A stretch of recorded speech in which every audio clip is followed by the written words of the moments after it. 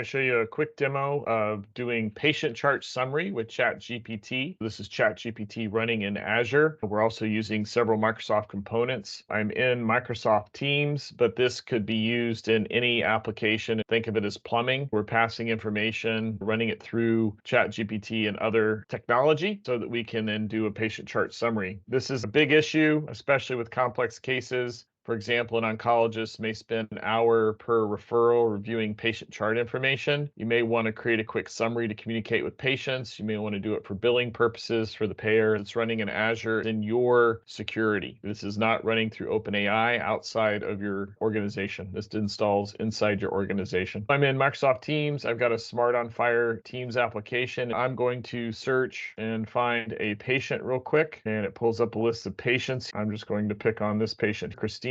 You've got the patient chart information. You've got encounters, conditions, observations. What I'm going to do is click on this summary button, and that will initialize the ability to do an on-demand summary. We can also create summaries as new data comes in behind the scenes. It comes up with a default prompt, which says summarize patient chart to help the physician diagnose and treat patient conditions. I'm just going to click on the report. And again, you can adjust this prompt, and I'll show you some examples of that. And we also have some prompt templates that can be configured. And this is how you interact with ChatGPT. It's creating this on the fly. It takes a couple of seconds. Here is the patient chart summarization. This is very early in terms of how we're formatting it and doing the user experience, but this shows you the power of this. It's giving me the total summarization of the patient chart information. It says the patient, Ms. Christina, is a 60-year-old female of Asian and Hispanic or Latino ethnicity. She has multiple general practitioners, including ABC Health, XYZ Health. Then it gives their doctor. She's scheduled for an emergency hospital visit. This is fake data that's in here. It'll summarize the patient objects. It's summarizing that information, and this data is coming out of Microsoft's Azure Health Data Service or Fire Server, which can be connected to one or more EMR systems to get the data. And then it's giving us a summary of the encounter. It says Christina is scheduled for an emergency hospital visit on June the 20th, and it's also giving me the CPT code for that. Then it also summarizes her care plan. It says Christina is being treated for hypertension, diabetes, and therapy. Care plan include lifestyle education, etc. I'm not going to read all that to you. There were 7 observation objects from this date range. It's also giving me a summary of all the observations, including on March 1st, oxygen saturation was 98%, pulse was 64, etc. It's very powerful. I can add to the prompt, and I'm going to say, can you translate to Spanish? Working with ChatGPT is like talking to a person. Since Christina is a native Spanish speaker, I want to be able to quickly create this summarization in Spanish for the patient. Now we can see the information translated into Spanish, which is really cool. If I click on templates, there are different prompt templates. So the one I ran was a patient chart summary for physicians. There's also one that will add the coding. There's one for payers. There's one for adding the coding information for payers. Let me just run that one real quick. So it's saying summarize the patient chart to help justify medical necessity of the service or procedure or medication. Also provide SNOMED, LOINC, RX norm, UMLS, ICD-10, CPT codes for the entities. If you think about the power of this, we can float above all the patient data, and instead of having to dig into all the chart information and try and reconstruct all this, you could start with the patient summary. That summary could be stored and updated as a document, so you don't have to generate it on the fly. We see the SNOMED codes for the activities. This is basically doing that summary for a payer and including the codes in that information, which is really fascinating. Let me come back to the templates and just select another one for family members. It says summarize patient chart for family members understanding. The idea behind this is versus being a clinical summary that we would use or a payer summary with codes, this is doing it in a much simpler way so that we could give this to a family member. Here's a brief summary of Christina, so you can see how much shorter it is now. This is a draft. This isn't necessarily the end-all be-all. As a clinician, this can save me time. I can quickly scan this. Then I can go dig around for more information in the patient chart if need be, or I can just take this information, make a quick edit, and then provide it to the patient. So thanks for watching, and there's more to come on this.